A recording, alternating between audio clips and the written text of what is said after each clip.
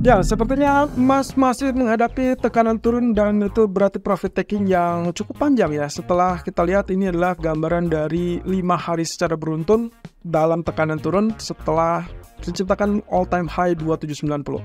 Oke, jadi sebetulnya kalau kita lihat di sini semua ini kaitannya dengan penguatan dolar yang kembali terjadi. Tapi catatannya teman-teman, ternyata kalau teman-teman perhatikan dari saat dia kejadian mengalami penurunan, itu adalah rejection di 2718, itu dikabarkan posisinya sempat naik setelah data inflasi. Jadi sebetulnya yang menyebabkan penurunan bukan karena inflasinya, melainkan ada faktor lain. Dan itu yang akan kita coba lihat, apakah secara teknis ini akan terus menekan kepada emas atau justru akan ada pembalikan nanti malam. Oke, kita lihat terlebih dulu dari US dollar dan juga US Treasury yield berikut ini. Oke, seperti yang terlihat di sini, kalau Anda lihat ternyata posisinya persis dengan apa yang kemarin kita khawatirkan ya. Jadi dia sudah sempat tembus di atas 106, ya, lebih tepatnya di atas 106.12. Kemudian saat ini dia bergerak mendekati ke level 107.34. Ini dengan catatan adalah sebagai level resisten berikutnya dari sisi historical price. Ya, betul. Ini adalah kondisinya di grafik daily menunjukkan ada titik terlemah ataupun ya, ini level tertinggi lebih tepatnya ya. Level tertinggi yang sempat dicapai di 2 Oktober 2023. Jadi cukup jauh, arealnya 107.34. Nah, tapi apakah dia akan dengan sangat mudah apa tidak? Tergantung dari data nanti malam. Oke, sebelum itu saya coba cek lebih dulu dengan apa yang terjadi pada grafik weekly. Karena kemarin kita sudah sempat memperkirakan akan terjadi spike, tapi ujung-ujungnya tergantung dari apakah hasil akhir dari Jumat nanti dia akan kembali dalam fase penurunan, artinya akan ada rejection atau justru terus tembus level resisten. Oke, kita lihat di sini. Posisinya kalau diperhatikan dari grafik weekly, kecenderungannya harganya tetap di atas ya. Ini di atas garis trendline. Jadi kalau misalkan kita lihat, kesimpulannya adalah dia masih bullish, sangat bullish malah ya. Ini sangat bullish karena dia melewati 2 atau 3 resisten lebih tepatnya. 1, 2, 3 ya. Sekarang ini level ketiga dan kita akan mencermati lebih lanjut apakah 107.35 sebagai resisten keempat itu berhasil ditembus apa tidak. Satu sisi kalau kita perhatikan dari grafik keempatnya, sangat wajar kalau misalkan ada sedikit swing low ataupun ya reaksi dari profit taking ya. Dan ini kelihatannya masih baru. Jadi catatan saya di sini dia masih ada kemungkinan untuk retest support dulu sebelum kembali naik, atau bisa jadi inilah musim ataupun saatnya dia terkoreksi turun. Dengan catatan, saya tidak yakin dengan data ekonomi teman-teman, tapi kalau misalkan Powell speak nantinya akan konsisten dengan pernyataan di minggu lalu, maka disitulah mungkin akan kita dapatkan rejection turun untuk US dollar. Nah, itu berarti dampaknya ke mata uang lain ataupun bahkan emas bisa saja berbalik arah di pertengahan atau bahkan dini hari nanti. Tapi sebaliknya, kalau ternyata Powell lebih cenderung kepada sikap hawkish, maka itu adalah perubahan sentimen ataupun perubahan sikap, sehingga kemungkinan dolar akan terus melambung lebih tinggi dan 107.60-an saya rasa masih sangat mudah untuk dicapai. Nah, kaitannya dengan US Treasury yield juga sama ya, posisinya di grafik kampanye ini yang kita tunggu-tunggu kemarin. Kita masih pertanyaannya adalah apakah dia akan terjadi double top atau tidak. Ini akan ditentukan dari data ekonomi, of course, dan juga ditambah dengan Powell speaks ya di jam 3 dini hari. Kalaupun misalkan diasumsikan dengan urutan yang sebelumnya bahwa garis biru atau trendline biru ini sudah ditembus, berarti kan sebetulnya sangat wajar kalau kita dapatkan koreksi dulu atau dip dulu sebelum akhirnya dia rebound untuk mengalami kenaikan lebih tinggi dan tembus resisten 4,85. Nah, ini yang berarti sangat memungkinkan untuk menggagalkan double top. Nah, tapi di sisi lain kita juga tidak memungkiri kalau misalkan bisa saja yang terjadi adalah betul-betul rejection dari double top, sehingga mungkin saja nanti malam akan sangat mudah untuk tembus kembali di bawah garis biru atau trendline biru. Kalau yang turun dan secara berjenjang, mungkin penurunan tersebut akan menciptakan atau menguji areal neckline yang ada di 4,26%. Nah, tapi hati-hati. Berhubung ini grafik H4, tapi bukan berarti dia hanya dalam waktu 4 jam terbentuk ataupun selesai. Nah, yang kita lihat di sini adalah pattern ataupun chart pattern, bukan candlestick-nya. Jadi dalam beberapa waktu ke depan, mungkin 1 atau 2 hari ke depan, kita baru akan dapatkan jawaban apakah betul-betul terjadi double top atau tidak. Ingat, double top itu akan confirm saat dia betul-betul tembus neckline. Oke, berarti kalau kita lihat dari grafik daily-nya, sepertinya juga tidak ada yang diragukan lagi karena posisinya juga tetap ditutup dengan bullish candle. Nah, ini yang akan kita lihat apakah akan terjadi rejection apa tidak sesuai dengan yang kita khawatirkan. Ini resisten yang cukup kuat di 4,485. Nah, di sisi lain, kalau kita lihat dengan pound sterling, sepertinya untuk saat ini dia sudah mulai mendekat dengan level terendah, yaitu 1.2660-an.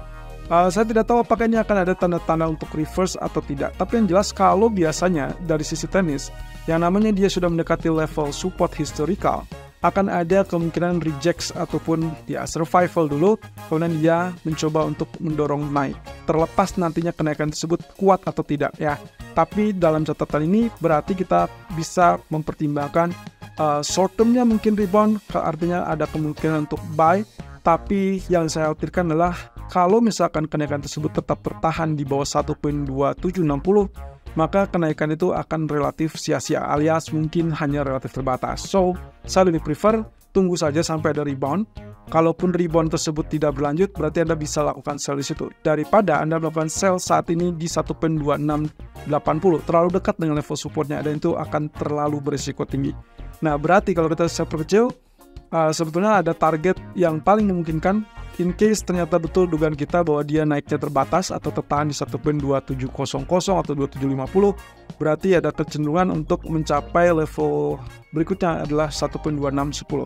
Dengan catatan ya teman-teman, saya ingatkan kembali kalau misalkan pun benar dia polanya seperti itu, maka hati-hati saat dia sudah sentuh areal ini, kemungkinan dia akan kecenderungan sideways ya, karena dia ada hal yang mungkin bisa dibilang secara historical terlalu kuat di level support tersebut sehingga akan menunda penurunan selanjutnya. Kecuali kalau dolar sampai pertengahan malam atau katakanlah sampai Powell speak nantinya akan kecenderungan lebih kuat. Dan itu sangat memungkinkan setelah sideways di situ dia akan lanjutkan penurunan ke 1.2470-an. Oke, dari secara keseluruhan sell tetap preferable, tetap recommended, tapi hati-hati jangan sell di dekat low ya atau di dekat support. Nah, dalam hal ini grafik daily menunjukkan juga kondisinya juga sudah sempat atau sudah sentuh level historical low ini. Ya, jadi sangat wajar kalau saya mewanti-wanti Anda. Dan kalau misalkan ada kesempatan kembali, berarti kita akan lihat 1.2600. Intinya, selama tidak terjadi kenaikan di atas 1.2750, Anda masih boleh sell. Tapi jangan atau hindari sell dilakukan di 1.2660 karena yang dikhawatirkan adalah akan ada rejection. Sementara kalau misalkan kita lihat dari crude oil, kelihatannya kita punya kesempatan untuk melihat dia naik, teman-teman. Satu sisi alasan yang paling mendasar adalah kaitannya dengan closing candle kemarin ditutup dengan hammer, dan hammer berada di zona support historical ataupun psikologis seperti yang terlihat sebelumnya. Ini selalu mendapatkan kenaikan ataupun rebound, dan persis ya penutupannya bahkan sampai nyaris sama dengan pembukaannya. Jadi kalau lihat dari sini, harusnya secara teori kita akan dapatkan kenaikan di atas $69. Nah, tapi apakah kuat apa tidak, itu yang akan kita pantau lebih lanjut. Karena kalau secara teknis kita tinggal bicara tentang long candle ini, long black candle, berarti 50%-nya itu adalah zona target yang memungkinkan. Paling optimal untuk saat ini karena kita masih perlu trigger ataupun pemicu. Pemicu utama kemungkinan adalah data inventory yang akan rilis nanti malam dari EIA. Tadi malam, data dari API ataupun API itu kecenderungannya adalah menunjukkan kondisi permintaan atau tingkat permintaan yang relatif kuat karena inventorinya berkurang cukup jauh sehingga kemungkinan itulah yang membuat kenapa dia mengalami rebound. Ya, jadi ini dampaknya secara teknis juga seimbang atau selaras dengan kondisi fundamental tadi. Oleh karena itu, kalau misalkan data EIA, crude oil inventory nanti malam kecenderungannya sama atau menunjukkan pengurangan inventory yang sangat besar, maka akan kita lihat atau potensi kita lihat adalah rebound sampai ke teritori 69.60-an. Ya, jadi untuk saat ini rekomendasinya adalah lakukan buy. Kecuali Anda boleh switch strategi menjadi sell kembali kalau ternyata 66 ini ditembus. Jadi switch strategi kalau tembus 66.60-an. Sebaliknya, kalau selama dia tidak tembus, jangan diubah arahnya ataupun mengubah strategi. Nah, sementara itu kalau kita lihat dari gold, oke, ternyata akhirnya dia tembus level trendline ya. Trendline di sini dia yang juga cukup dekat dengan 61,8%, 2593, termasuk juga low yang pernah terjadi di 10 Oktober yaitu 2585 atau 2585 ya. Jadi kalau lihat di sini teman-teman, kondisinya melanjutkan penurunan dan seperti biasa kalau trendline sudah tembus berarti dia confirm untuk reverse bearish. Walaupun dengan kata lain, walaupun ini hanya mungkin bersifat sementara atau beberapa waktu ke depan, karena kemungkinan peluangnya adalah fundamental masih tetap kuat untuk tingkat permintaan emas dari bank sentral. Nah, jadi dalam hal ini daily menunjukkan bearish sehingga peluang untuk penurunan masih ada. Nah, satu sisi tolong perhatikan penurunan saat ini sudah mencapai 2550 yang berarti juga cukup dekat dengan level support berikutnya. Kalau kita perhatikan di sini ada 2 atau 3 level support yang menunjukkan dia akan cenderung bertahan di level yang sama. Pertama itu low 18 September 2024, itu adalah 2546.73, itulah equal juga dengan area 76,4% Fibonacci retracement daily, yaitu 2546.90.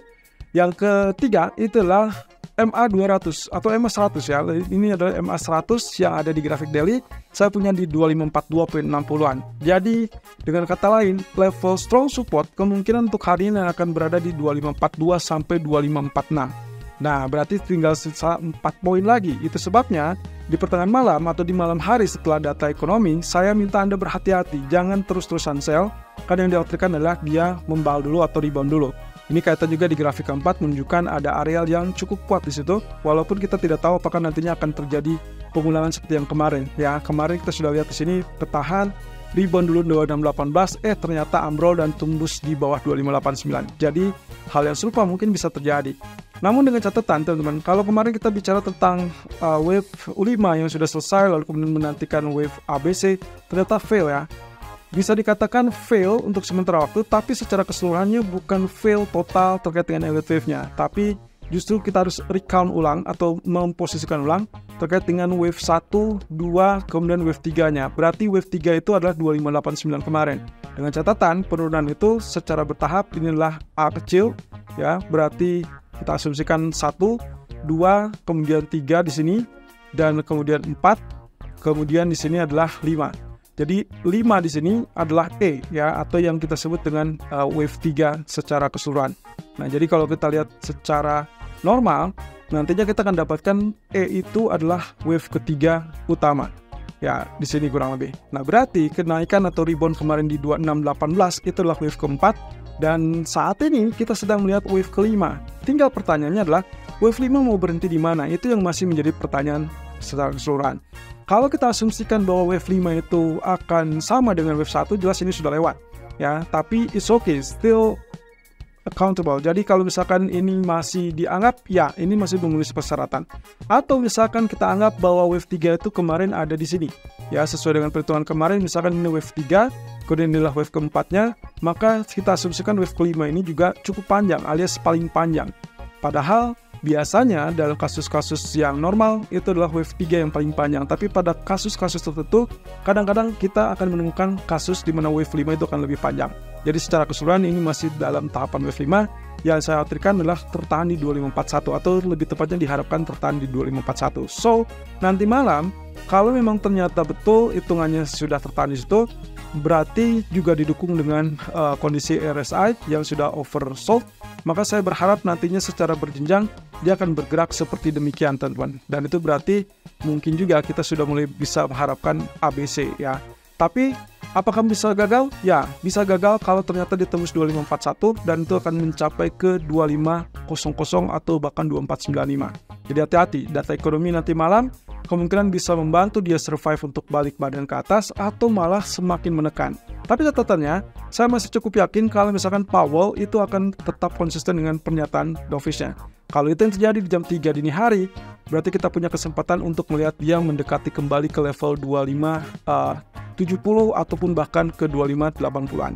Catatannya, kita belum akan lihat ke 2600 kembali dalam waktu dekat, dan itu semua masih butuh proses. Jadi hati-hati dengan range pergerakan yang sudah cukup lebar selama 5 hari terakhir ini.